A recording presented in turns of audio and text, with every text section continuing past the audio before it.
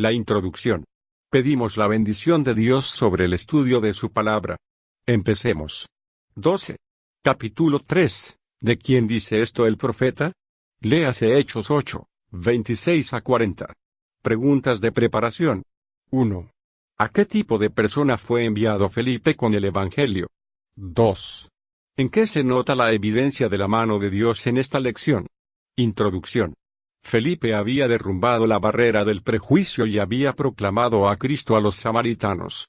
Sin embargo, su obra no estaba terminada. Indirectamente, él iba a ser también el instrumento por el cual el Evangelio llegaría a los gentiles. 1. El etíope.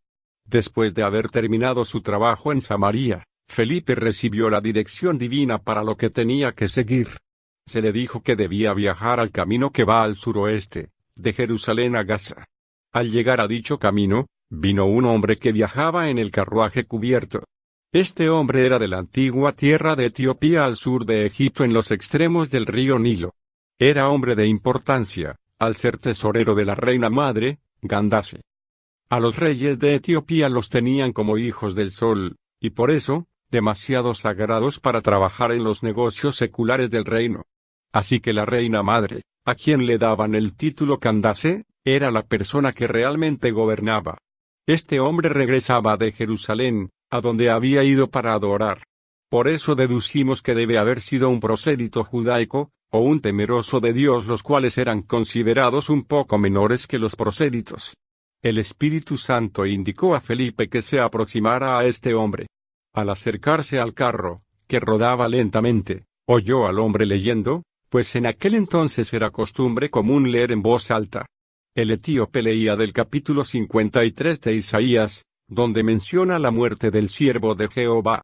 2. El Evangelio. Felipe preguntó al hombre si entendía lo que leía. El hombre confesó que no lo entendía, y le pidió a Felipe que subiera al carro para sentarse a su lado y ayudarlo. Así fue que Felipe, comenzando de esta escritura, le anunció el Evangelio de Jesús, Hechos 8, 35. No hay ninguna evidencia de que, antes del tiempo de Cristo, ninguno interpretara los cantos del siervo, de Isaías, relacionándolo con el ungido de Jehová que se menciona en Salmo 2, ni con aquel cuya apariencia es semejante a un hombre de Daniel 7, 13. Pero cuando vino Jesús, con mucha claridad él dijo ser el Hijo del Hombre, el ungido de Jehová, y el siervo sufriente.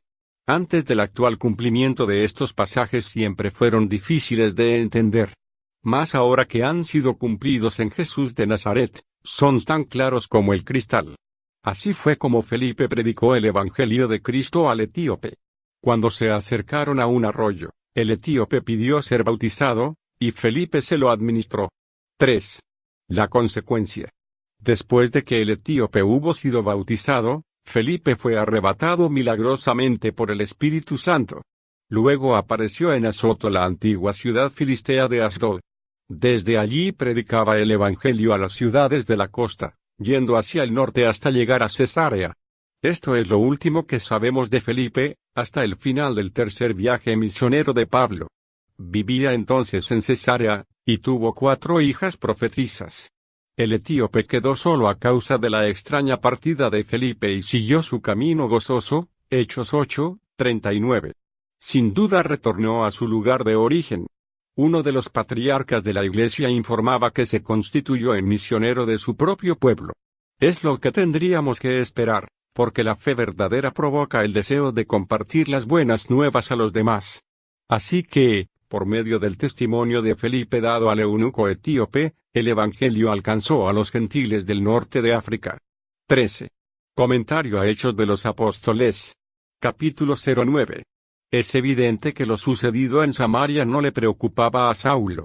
Pero otros de los que se habían dispersado, se fueron rumbo norte, probablemente a través de Galilea, y llegaron hasta Damasco.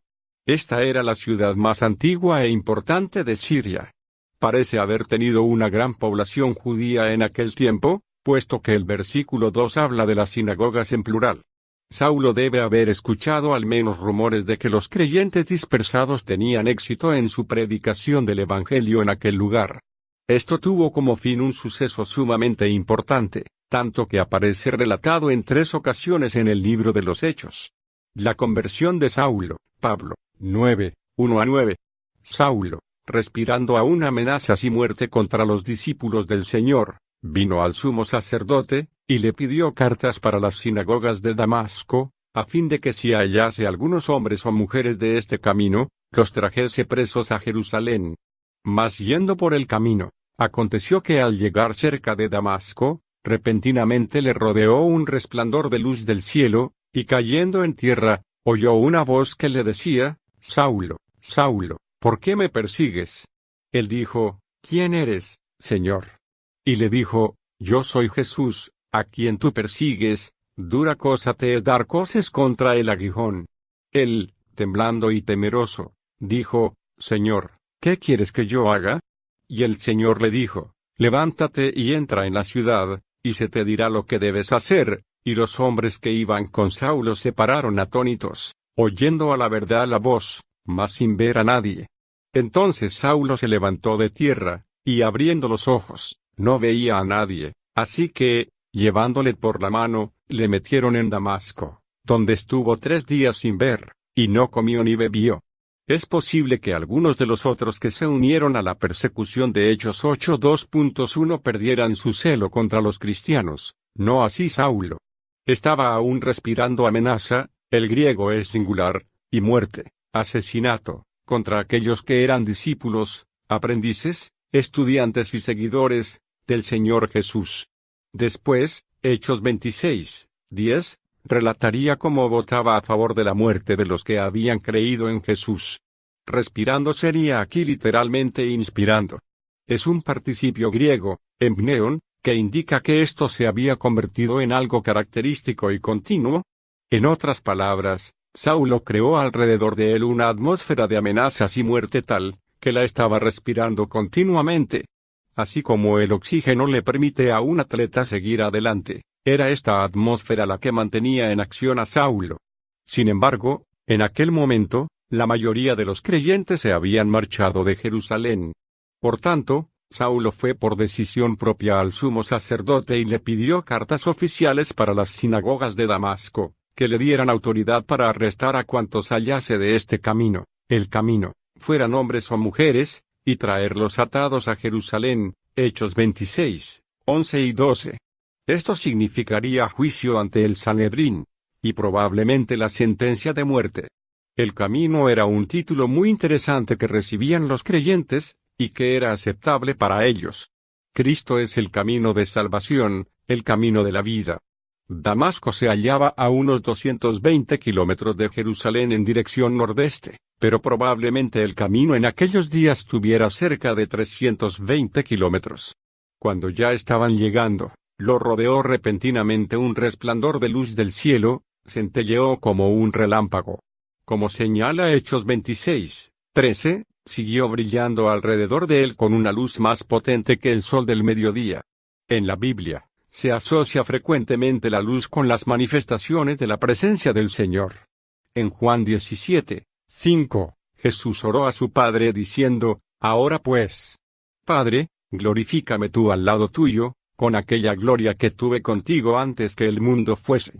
Cuando resucitó de entre los muertos, su cuerpo resucitado estaba transformado, era inmortal e incorruptible, tal como lo será el nuestro. 1 Corintios 15:52 y 53. Pero la gloria no le fue restaurada hasta su ascensión. Probablemente los discípulos no hubieran podido soportar la gloria durante los 40 días que permaneció en la tierra con ellos. Pero ahora, apareció ante Saulo como el Cristo resucitado y glorificado. Más adelante, Saulo se referiría a esto, y al último de todos, después de todas las demás apariciones posteriores a su resurrección, como a un abortivo, me apareció a mí. 1 Corintios 15:8. Saulo, quien probablemente marchara a pie, cayó al suelo, sobrecogido. Entonces oyó una voz, Saulo, Saulo, ¿por qué me persigues? Lucas, al referirse a Saulo, siempre obedece a la forma griega de su nombre, como en el versículo 1, Saulos. Jesús usó la forma hebrea, Saúl, que el libro de los Hechos conserva cuidadosamente aquí. Después Saulo confirmaría que Jesús le había hablado en hebreo, Hechos 26, 14. Saulo conocía muy bien la Biblia hebrea, y reconoció que tenía que tratarse de una manifestación divina. Pero la pregunta lo confundió. ¿A quién perseguía él, sino solo a los cristianos? Por eso preguntó, ¿quién eres, Señor? Algunos piensan que esto quiere decir, ¿quién es usted, Señor? Usando la palabra Señor solo como un término de cortesía formal. Pero como reacción a esta manifestación obviamente sobrenatural, la palabra solo puede referirse al Señor divino. La respuesta le llegó de inmediato, yo, enfático, soy Jesús, a quien tú, enfático, persigues.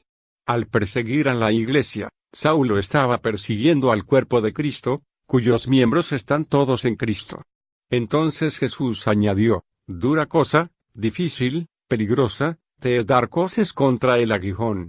Con esto, Jesús reconocía que buena parte de la persecución de los cristianos por Saulo se debía a que no tenía respuesta para sus argumentos. Era una reacción por medio de la cual estaba tratando de resistirse a la convicción del Espíritu Santo. Como un hombre que guiara un buey, el Espíritu Santo había estado guiando a Saulo hacia la verdad del Evangelio, pero él se estaba resistiendo violentamente, coceando contra el aguijón. Los argumentos de Esteban eran ese aguijón, su discurso final y la manera en que murió, eran aguillones, el esparcimiento del Evangelio y la reacción de los creyentes, eran aguillones, los milagros que confirmaban la palabra eran cada uno de ellos un aguijón. Con todo esto, se estaba hiriendo peligrosamente a sí mismo. Esto no quiere decir que Saulo estuviese consciente de que todas aquellas cosas eran aguillones, ni siquiera de que se diera cuenta de que no tenía argumentos de valor contra los creyentes. Estaba tan lleno de furia, que no podría pensar en otra cosa que en la manera de detenerlos. Pero ahora que se había tenido que enfrentar con todo aquello y con Cristo mismo, no como el simple hombre Jesús, sino como el Señor divino, preguntó con sencillez, Señor, ¿qué quieres que yo haga?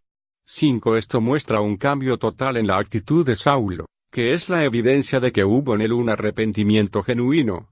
Entonces, el Señor le dijo que se levantara y entrara a la ciudad de Damasco. Allí se le diría lo que le era necesario hacer. En realidad, Jesús le dijo más cosas a Saulo en este momento, pero Lucas deja el resto para que el mismo Saulo lo diga en su defensa ante Agripa, Hechos 26, 16 a 18. En Gálatas 1, 11, 12 y 16, Saulo dice también claramente que había sido enviado directamente por Jesús, y no por ningún hombre. En otras palabras, era un auténtico apóstolo enviado, puesto que Jesús mismo lo había enviado. Mientras tanto, los hombres que viajaban con Saulo permanecían atónitos, oyendo la voz, el sonido, pero sin ver a nadie. Hechos 26, 14 dice que todos cayeron por tierra, pero pudieron levantarse antes que Saulo. Según parece, Saulo cerró los ojos debido al continuo resplandor, sin embargo, sí vio a Jesús. Después, cuando se levantó del suelo, no pudo ver nada. Sus compañeros de viaje lo tomaron de la mano y lo entraron en Damasco. Allí permaneció durante 3 días, incapaz de ver, y no comió ni bebió nada. Ananías es enviado a Saulo. 9, 10 a 19. Había entonces en Damasco un discípulo llamado Ananías, a quien el Señor dijo en visión, Ananías. Y él respondió, heme aquí. Señor, y el Señor le dijo, levántate, y ve a la calle que se llama derecha, y busca en casa de Judas a uno llamado Saulo, de Tarso, porque he aquí, él ora, y ha visto en visión a un varón llamado Ananías, que entra y le pone las manos encima para que recobre la vista. Entonces Ananías respondió, Señor, he oído de muchos acerca de este hombre, cuántos males ha hecho a tus santos en Jerusalén, y aún aquí tiene autoridad de los principales sacerdotes para prender a todos los que invocan tu nombre. El Señor le dijo, ve, porque instrumento escogido me es este, para llevar mi nombre en presencia de los gentiles, y de reyes, y de los hijos de rey. Fue entonces Ananías y entró en la casa, y poniendo sobre él las manos, dijo, hermano Saulo, el Señor Jesús, que se te apareció en el camino por donde venías, me ha enviado para que recibas la vista y seas lleno del Espíritu Santo. Y al momento le cayeron de los ojos como escamas, y recibió al instante la vista, y levantándose, fue bautizado. Y habiendo tomado alimento, recobró fuerzas. Y estuvo Saulo por algunos días. El Señor, Jesús, se le apareció a un discípulo llamado Ananías, un judío piadoso convertido al Señor. Hechos 22:12. La aparición tuvo lugar en una visión, en la que Jesús le dijo que fuera a la callejón, llamada derecha. En los tiempos antiguos, esta calle iba directamente de un extremo de la ciudad al otro, y es todavía una calle importante en el Damasco de hoy. Allí, debía preguntar, en la casa de Judas a Saulo de Tarso, porque he aquí que sorpresiva e inesperadamente, mientras Saulo estaba orando, había visto, en una visión, a un hombre llamado Ananías que entraba e imponía las manos sobre él, para que recobrara la vista. Ananías puso objeciones al principio. Había oído de muchos acerca de las numerosas cosas malas que Saulo les había hecho a los santos del Señor en Jerusalén. Es evidente que Ananías era un judío nacido en Damasco, o bien había vivido allí por largo tiempo. Como es de suponer, muchos de los creyentes que habían huido de la persecución, habían llegado allí, y traían noticias de la furia de Saulo. También habían llegado noticias de que Saulo tenía autoridad delegada de los jefes de los sacerdotes para apresar a todos los que invocaran el nombre de Jesús. Por esto, es posible que la iglesia de Damasco se hubiera estado preparando para enfrentarse al mismo tipo de dispersión que había tenido lugar como consecuencia de las persecuciones de Jerusalén. El Señor le ordenó de nuevo a Ananías que fuera, y lo tranquilizó diciéndole que Saulo era su propio vaso escogido para llevar su nombre en presencia de los gentiles, las naciones, y también ante reyes, y ante los hijos, pueblo, de Israel. Más aún, Jesús mismo le mostraría a Saulo, le advertiría, le haría ver, cuánto le sería necesario padecer por su nombre. Entonces Ananías obedeció, entró a la casa y puso las manos sobre Saulo, mientras lo llamaba hermano. Con esto, reconocía que Saulo era ya un creyente. Después le explicó que el Señor lo había enviado, e identificó al Señor como Jesús, que se le había aparecido a Saulo en el camino por donde venía, a Damasco. Es probable que esta explicación le pareciera necesaria a Ananías, porque los judíos usaban normalmente el término Señor para referirse a Jehová, Yahvé, el único Dios verdadero. Pero en realidad no era necesario, puesto que Saulo ya había reconocido a Jesús como Señor. Ananías añadió que el Señor lo había enviado por dos motivos. Primero, para que Saulo pudiera recobrar su vista. Segundo, para que fuera lleno del Espíritu Santo. De inmediato, algo que parecía escamas cayó de los ojos de Saulo, pudo ver de nuevo, se levantó y fue bautizado. Fue entonces cuando dio por terminado su ayuno, tomó alimento y recobró fuerzas. Después de aquello, permaneció varios días con los discípulos de Damasco. El versículo 12 no habla de que Jesús le diera la orden de imponer manos sobre Saulo para que fuera lleno del Espíritu Santo. Tampoco dice el versículo 18 cómo recibió Saulo el Espíritu. Una vez más, vemos que Lucas no lo repite todo en todos los lugares. Con esto, está indicando realmente que la experiencia de Saulo al ser lleno del Espíritu Santo no fue diferente de la del día de Pentecostés. Podemos tener la seguridad de que habló en otras lenguas en aquel instante, como lo habían hecho anteriormente en Hechos 2:4. Tito 3:5-7 confirma lo anterior, al mostrar que el Espíritu Santo había sido derramado tanto en Saulo como en Tito, abundantemente. Cada uno de ellos tuvo su propio Pentecostés personal. En realidad, no hay duda alguna sobre si Saulo habló en lenguas o no. Años más tarde les diría a los corintios que él hablaba en lenguas más que todos ellos juntos. 1 Corintios 14:18. No se vuelve a mencionar a Ananías. Sin duda, continuaría viviendo en humilde obediencia al Señor y su palabra. Pero Saulo nunca olvidó a este varón de Dios que fue el primer creyente que lo llamó hermano. Saulo predica en Damasco, 9:20-25. Enseguida predicaba a Cristo en las sinagogas, diciendo que éste era el Hijo de Dios. Y todos los que le oían estaban atónitos, y decían, ¿No es este el que asolaba en Jerusalén a los que invocaban este nombre, y a eso vino acá, para llevarlos presos ante los principales sacerdotes? Pero Saulo mucho más se esforzaba, y confundía a los judíos que moraban en Damasco, demostrando que Jesús era el Cristo. Pasados muchos días, los judíos resolvieron en consejo matarle, pero sus acechanzas llegaron a conocimiento de Saulo. Y ellos guardaban las puertas de día y de noche para matarle. Entonces los discípulos, tomándole de noche, le bajaron por el muro, descolgándole en una canasta. Saulo se convirtió de inmediato en parte del cuerpo de discípulos de Damasco. Puesto que había aceptado el envío del Señor, no esperó para comenzar a predicar a Cristo. De inmediato se fue a las sinagogas donde antes había pensado buscar a los creyentes y enviarlos atados a Jerusalén. Pero, para el asombro de todos, un asombro total que casi los dejaba sin sentido, proclamaba a Cristo, Jesús, como el Hijo de Dios. La gente apenas podía creer que esta fuera la misma persona que asolaba, destrozaba, traía destrucción sobre aquellos de Jerusalén que invocaban ese nombre. Sin embargo, Saulo estaba cada vez más repleto de aquel asombroso poder y confundía a los judíos que vivían en Damasco, demostrando, esto es, deduciendo de las Escrituras, que Jesús era el Cristo, el Mesías, el profeta, sacerdote y rey ungido por Dios. En otras palabras, usaba las profecías del Antiguo Testamento para mostrarles cómo habían sido cumplidas en Jesús. Después de bastante tiempo, los judíos, esto es, los que no habían creído, resolvieron en consejo matarlo. Pero su plan llegó a oídos de Saulo. Estaban vigilando las puertas muy cuidadosamente día y noche, con la intención de matarlo. La segunda epístola a los Corintios, 11:32, indica que el gobernador, etnarca, del rey Aretasib de Arabia, quien reinó entre el 9 a.C.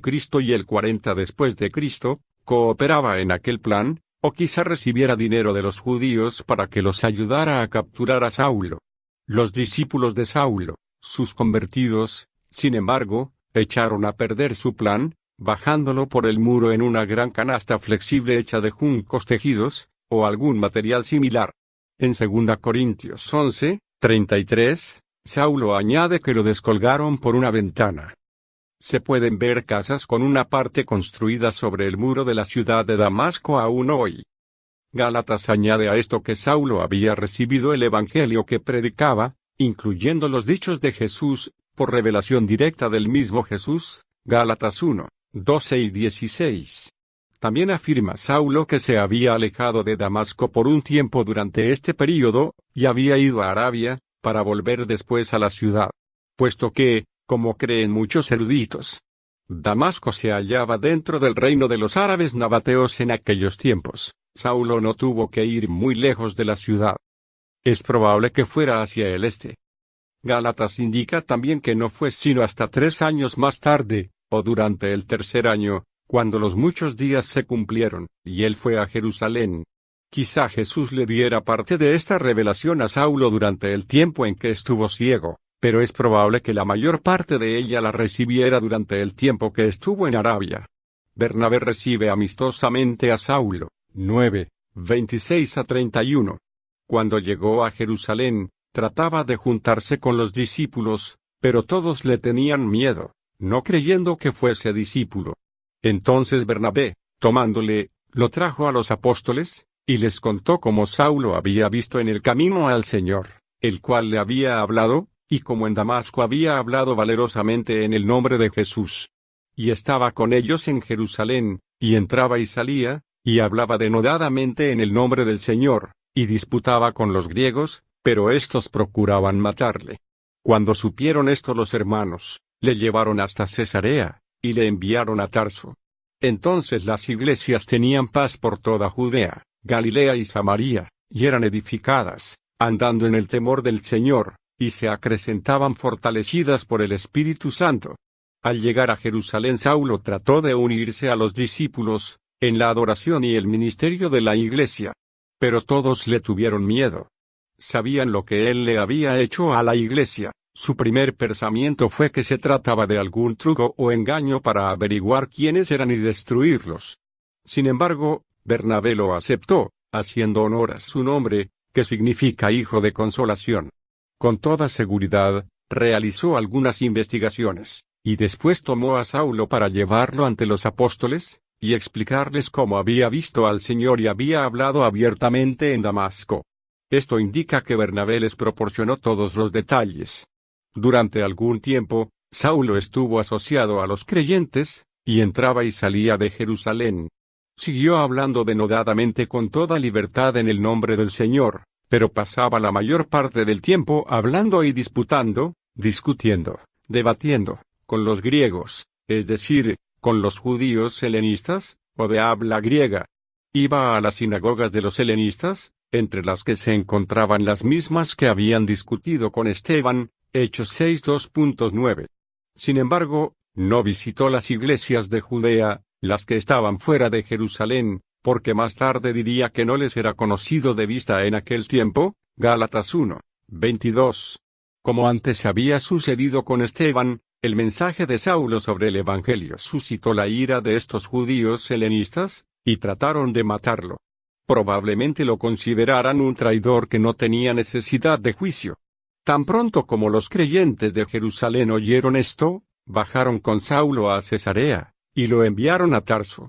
Jesús también se le apareció para decirle que se fuera de Jerusalén, Hechos 22:17-21.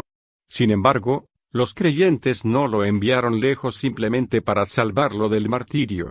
Lo enviaron como representante de ellos, y como persona calificada para llevar el Evangelio a Tarso, su ciudad natal. Tarso, que estaba a unos 480 kilómetros en dirección norte, era la capital y la ciudad de mayor importancia de la Cilicia. Estaba situada en la llanura costera, a 16 kilómetros del mar Mediterráneo. Era una ciudad libre, y muy conocida por sus estudios superiores. Solo la superaban Atenas y Alejandría en cuanto a oportunidades de adquirir cultura. Allí se necesitaba a Saulo. Después de irse Saulo, todo se aquietó de nuevo. Lucas, en otro corto resumen, señala que las iglesias tenían paz por toda Judea, Galilea y Samaria, eran edificadas, acrecentadas espiritualmente y en número, andaban en el temor del Señor, eran fortalecidas por el Espíritu Santo, y crecían. De esto deducimos que tanto Galilea como Samaria habían sido bien evangelizadas ya en este momento, aunque Lucas no dé detalles sobre cómo se hizo. Notemos también que en el texto griego la palabra iglesia aparece en singular. Las diversas asambleas de aquellas regiones se hallaban en comunión las unas con las otras, y constituían un solo cuerpo bajo Cristo, que era su cabeza, Efesios 1:22 y 23. Pedro en Lida, 9:32-35. Aconteció que Pedro, visitando a todos, vino también a los santos que habitaban en Lida. Y halló allí a uno que se llamaba Eneas, que hacía 8 años que estaba en cama, pues era paralítico. Y le dijo Pedro: Eneas, Jesucristo te sana, levántate, y haz tu cama. Y enseguida se levantó. Y le vieron todos los que habitaban en Lida y en Sarón, los cuales se convirtieron al Señor. Después de la breve declaración del versículo 31, Lucas comienza una secuencia que nos lleva hasta el momento en que Pedro les lleva el Evangelio a los gentiles de Cesarea. Puesto que la situación era pacífica en aquel momento en Jerusalén, pudo salir de la ciudad. De manera que comenzó a visitar toda la región mencionada en el versículo 31. En sus viajes, llegó a visitar a los santos, creyentes consagrados, que vivían en Lida, en el camino a Jope. Habiendo hallado allí un paralítico llamado Eneas, que yacía en su cama, colchón, desde hacía 8 años, le dijo: Eneas, Jesucristo te sana, levántate, y haz tu cama, ahora, en este momento, mientras te estoy hablando. Su sanidad fue instantánea. Todos los habitantes de Lida, y de la llanura de Sarón, al oeste y al noroeste de Lida la vieron, y se convirtieron al Señor, Jesús. Llevan a Pedro a Jope, 9:36-43. Había entonces en Jope una discípula llamada Tabita, que traducido quiere decir, Dorcas. Esta abundaba en buenas obras y en limosnas que hacía. Y aconteció que en aquellos días se enfermó y murió. Después de lavada, la pusieron en una sala. Y como Lida estaba cerca de Jope, los discípulos, Oyendo que Pedro estaba allí, le enviaron 2 hombres, a rogarle, no tardes en venir a nosotros. Levantándose entonces Pedro, fue con ellos, y cuando llegó, le llevaron a la sala, donde le rodearon todas las viudas, llorando y mostrando las túnicas y los vestidos que Dorcas hacía cuando estaba con ellas. Entonces, sacando a todos, Pedro se puso de rodillas y oró, y volviéndose al cuerpo, dijo, Tabita, levántate. Y ella abrió los ojos, y al ver a Pedro, se incorporó. Y él, dándole la mano, la levantó, entonces, llamando a los santos y a las viudas, la presentó viva. Esto fue notorio en toda Jope, y muchos creyeron en el Señor. Y aconteció que se quedó muchos días en Jope en casa de un cierto Simón, curtidor. En Jope, un puerto marítimo de la costa del Mediterráneo, a unos 16 kilómetros al noroeste de Lida, y a 62 kilómetros de Jerusalén, vivía Tabita, su nombre arameo. También era conocida por el nombre griego correspondiente, Dorcas, Gacela, un antílope considerado símbolo de la delicadeza. Abundaba en buenas obras, especialmente en las obras a favor de los pobres que hacía continuamente. Algunos creen ver en su ministerio un ejemplo del don de ayuda. 1 Corintios 12, 28. Estando Pedro en Lida, Dorcas enfermó y murió. La lavaron, la colocaron en un aposento alto y enviaron 2 hombres a pedirle a Pedro que no tardara en ir a ellos. Cuando Pedro llegó al aposento alto, todas las viudas lo rodearon llorando y mostrándole las túnicas, prendas interiores, y los vestidos largos y amplios que Dorcas hacía, siempre, mientras estaba con ellas. Debido a su actitud desesperada, Pedro las sacó a todas del cuarto, se puso de rodillas, oró y volviéndose al cuerpo, dijo en fe, Tabita, levántate. Muchos ven aquí un paralelo entre el Tabita Cumi de ahora y el Talita Cumi de Marcos 5, 41. Su acción de sacar a los que hacían duelo era un paralelo de lo que Jesús había hecho cuando resucitó a la hija de Jairo, Lucas 8, 54. Pedro se hallaba con él en ese momento, y aprendió que una atmósfera de falta de fe no es más que un impedimento para la fe que ve milagros. Sin embargo, Pedro hizo algo que Jesús no había hecho en aquel momento, pasó algún tiempo en oración. Como respuesta a su oración, Dorcas abrió los ojos, miró a Pedro y se sentó. Dándole la mano, Pedro la levantó. Entonces, llamando a los santos, todos los creyentes, se la presentó viva. Esto fue notorio a través de toda la población de Jope y se convirtió en medio para la dispersión del Evangelio. Muchos creyeron en el Señor Jesús, pero Pedro no tomó para sí crédito ninguno por esto. No obstante, se quedó en Jope por muchos días con un cierto Simón, curtidor, profesión considerada impura por muchos. Gracias por estar con nosotros en el estudio de la Edad Apostólica. Favor de informar a otros de los estudios ofrecidos por el Seminario Abierto. El privilegio es nuestro contribuir a su preparación espiritual. El estudio es gratis, pero sus ofrendas hacen posible este ministerio.